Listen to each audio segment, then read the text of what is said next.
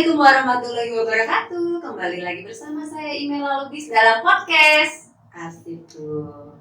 Nah, sahabat Arsip, hari ini kita kedatangan narasumber yang luar biasa sekali. Ini ada Angga Anugradia. Assalamualaikum Angga. Apa kabar? Alhamdulillah baik, sehat ya. Siap. Angga ini sahabat Arsip ini merupakan cucu dari keluarga Kolonel Haji Burlian. Ya benar ya Angga ya? Gimana nih cerita riwayat tentang keluarga Kolonel Haji Burlian? Siap Ibu, mohon izin sebelumnya terima kasih atas kesempatannya pada siang hari ini telah menyediakan saya untuk podcast bersama host kita Ibu Imela Lubis, dan kebetulan saya akan menceritakan sedikit kehidupan pribadi saya dan hubungan dari keluarga Kolonel Purnawirawan Haji Burlian. Untuk kegiatan sehari-hari saya ialah mahasiswa di UIGM jurusan Sistem Informasi dan sudah memasuki semester kedua. Untuk hubungan pribadi dengan Kolonel Haji Burlian yaitu dari ayah saya. Jadi dari nenek ayahnya saya ini, ibu dari ayahnya saya ini dua beradik dengan Kolonel Haji Burlian. Dua beradik kandung. Nenek ya, nenek. Kakak adik sama Kolonel Haji Burlian. Siap, Bu. Kalau kami sebagai cucu manggil Kolonel Haji Burlian dengan sebutan Opa Burlian. Oh, Opa Burlian. Seharusnya Opayan, Bu. Oh, Opayan. Opayan. Tapi dari adik beradik Kolonel Burlian kan ada juga yang namanya Sofian Tenawas. Oh. Jadi kan Sofian ada iannya itu jadi sama. Nah, jadi lebih identik Opa Burlian. Oke. Kalau Kolonel Haji Burlian sendiri sebenarnya orang mana? Mohon izin untuk Kolonel Haji Burlian ini, beliau asli orang Tanjung Sakti di Penandingan, desa Tanjung Sakti Bumi, desa Penandingan. Beliau lahir pada tanggal 23 Juli 1922 di desa Tanjung Sakti. Oh, Tanjung Sakti. Tanjung Sakti itu Kabupaten Lahat ya? Siap, Bu. Oke, berarti ini Angga orang Lahat juga ya? Siap, Bu. Apa orang Lahat? Oh iya, Tapi bisa kalau ada salah orang Lahat bisa dikit. Oke, ini Angga yang kita tahu nih warga Sumatera Selatan itu ada nama jalan Kolonel Haji Burlian ya, benar ya? Itu di jalan kilometer 5 itu benar ya? Kilometer 5 sampai kilometer 10. Berarti di nama jalan tersebut merupakan nama kakek ya dari Angga sendiri ya. Itu startnya kan di arah Talang Betutu kan, Bu, arah Simpang Bandara. Kenapa disematkan di situ? Karena beliau jatuh pesawat kan dari situ. Jadi berarti jatuh pesawat itu meninggalnya karena jatuh dari pesawat gitu. Bu. Itu tahun berapa Angga? Kalau Opa saat itu kan Opa dengan Oma dalam insiden tragedi kecelakaan pesawat. Itu beliau kan dari Jakarta ingin pulang ke Palembang, Bu. Dalam rangka dari istri paman Kolonel Haji Burlian kan wafat di Tanjung Sakti.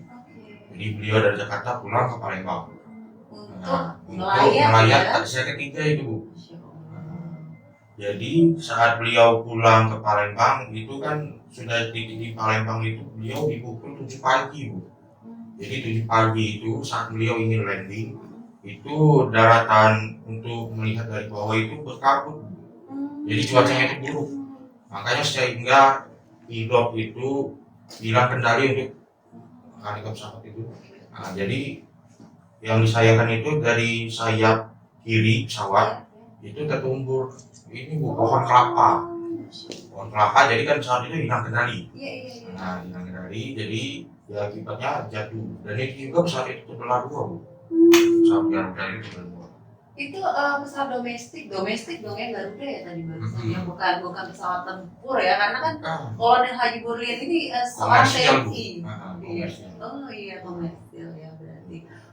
Kalau untuk tinggalnya sendiri itu dari Jakarta ke Palembang memang berdomisili di Jakarta atau kebetulan lagi di Jakarta balik lagi ke Palembang ini? Jadi untuk sepak terjang beliau selama di militer ini bolak-balik, Bu. Jadi tidak selalu tinggal di Jakarta ataupun di Palembang. Yang pertama di tahun revolusi fisik itu kan beliau kadang tinggal di Bengkulu dan di Lahat.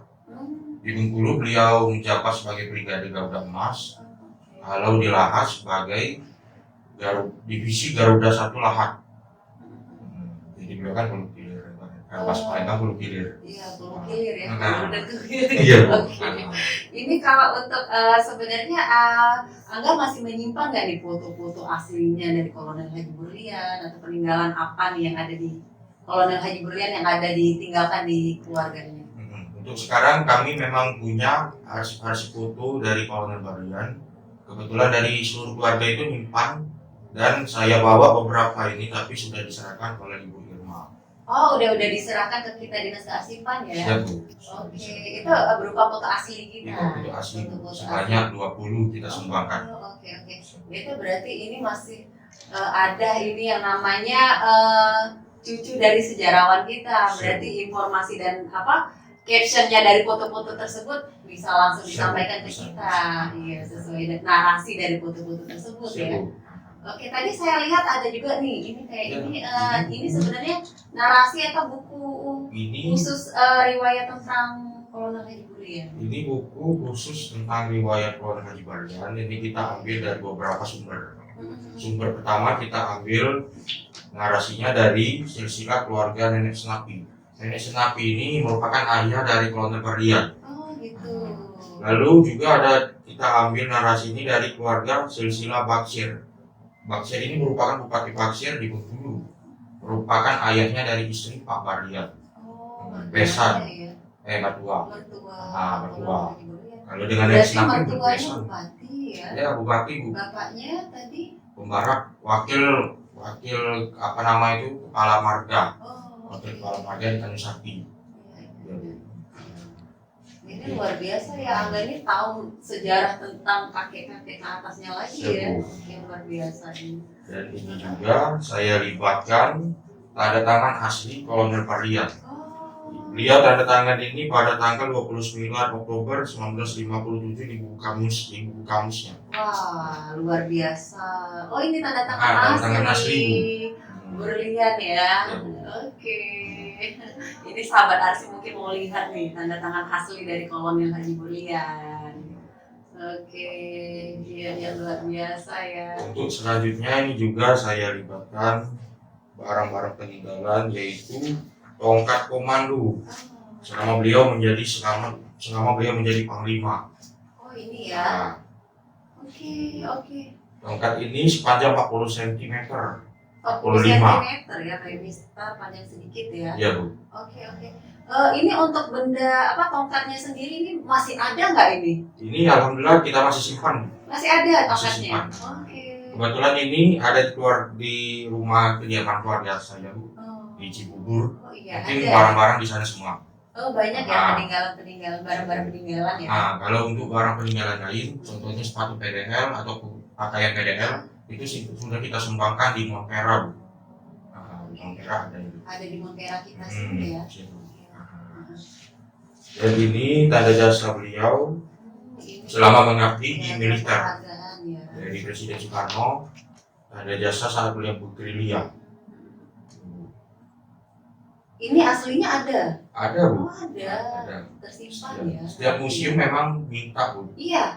Minta semua, Bu. Jadi kita kan fotokopi ataupun di print. Iya. Terus yang aslinya sendiri ada di museum atau masih kita simpan? Masih kita simpan, Bu. Ya, masih. Okay.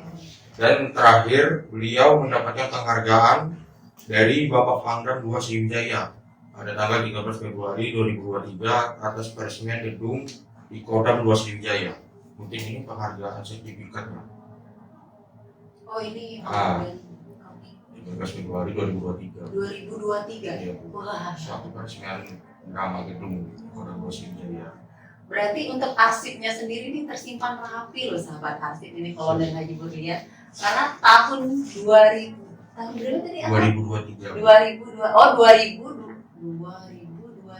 Kita 2025. Oh berarti 2 tahun yang lalu. Iya, 2 tahun yang lalu. Oke. Saya kira yang sebelumnya itu masih ada. Dan ini terakhir penghargaan dari Kasat Jenderal Dudung Abdurrahman pada tanggal yang sama saat momen yang sama. Hanya saja ini dari pemberian dari Kepala Staf Angkatan Darat Jenderal TNI Purnawirawan Dudung Abdurrahman. Ini yang diterakan pada buku ini Mungkin buku ini akan diserahkan juga ke dinas kearsipan Ya, untuk dipelajari juga, Bu. itu sangat benar sekali tindakan yang untuk disimpan di kita dinas kearsipan Sumsel. Karena di kita juga nanti bisa kita masukkan ke aplikasi kita namanya SIKN JIKN. Itu merupakan informasi melalui digitalisasi. Nanti seperti berita-berita atau data-data tentang sejarah bisa dimasukkan di situ dan bisa diakses oleh seluruh masyarakat yang ada di seluruhnya di Indonesia maupun di dunia, karena itu kan aplikasi kita SIKN JIKN namanya. Oke, ini luar biasa sekali nih Angga ya. Kalau untuk closing kita nih Angga, kira-kira nih motivasi apa nih untuk generasi muda sehingga mencintai nih yang namanya sejarah? Seperti Angga sendiri ini sepertinya cinta sekali akan sejarah ya. Saya Bu dari kecil sudah mempelajari sejarah. Oke, itu luar biasa loh. Bagaimana nih motivasi untuk sahabat arsip nih sehingga bisa cinta terhadap arsip? Untuk yang pertama motivasi dari saya sebagai generasi muda, jangan pernah tinggalkan yang namanya sejarah, apalagi tentang leluhur kita, jasa pahlawan kita. Kita sebagai generasi muda harus selalu menghargai rasa cinta nasionalis. Kalau memang generasi muda ingin merasakan motivasi ini, mungkin kedepannya akan termotivasi juga ingin ikut berjuang kayak tokoh zaman dulu. Nah, kalau memang itu cinta rasa tanah air, mungkin generasi muda akan mengikuti jejak para pahlawan dulu. Jadi ingat, Bung Karno pernah berpesan, jas merah jangan sesekali meninggalkan sejarah, dan juga bangsa yang besar, bangsa yang menghargai jasa para pahlawannya. Luar biasa sekali nih Angga. Sukses selalu. Dan ini semester berapa nih? Angga masuk semester 2, Bu. Semester 2, tapi bukan di jurusan sejarah, bukan ya? Oke. Ini jurusan apa tadi? Sistem informasi. Oh iya, sistem informasi. Masuk dong tentang sejarah juga informasi. Ya, Oke. Pokoknya sukses selalu, sehat selalu buat Siap. Angga. Terima kasih atas informasinya dan wawancaranya bersama kita. Podcast dari Dinas Kearsipan Provinsi Sumatera Selatan. Nah, sahabat arsip, itu tadi podcast kita pada hari ini. Sampai berjumpa lagi di podcast kita berikutnya. Dan saya tutup dengan wassalamualaikum warahmatullahi wabarakatuh. Salam arsip. Oke. Terima kasih Angga.